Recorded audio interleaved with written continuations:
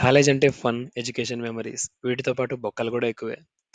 4 సంవత్సరాల నా బీటెక్ లైఫ్‌లో 69 సబ్జెక్టులు బ్యాక్‌లాగ్ లేకుండా పూర్తి చేసి ఫైనల్ సబ్జెక్ట్‌కొచ్చాం.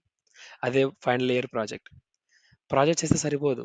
ప్రాజెక్ట్‌కి రిపోర్ట్ కూడా చేయాలి. బొక్కలని ఎందుకన్నానంటే లక్షలు లక్షలు ఫీజులు కట్టి కాలేజ్ జాయిన్ అయితే వేలకు ఈ యూజ్ లేని పేపర్స్‌కి కట్టాలి.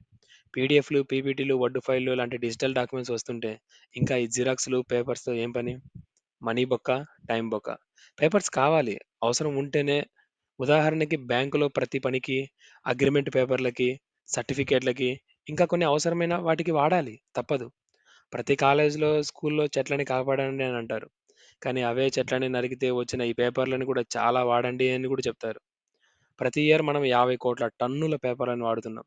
అంటే 300,00,00,000 చెట్లని నరికేస్తున్నాం. ఒక్క పేపర్స్ కోసం మాత్రమే. ఏది ఏమైనా కాలేజీ లైఫ్ అనేది మన జీవితంలో ఒక మెమరీగా మిగిలిపోతుంది.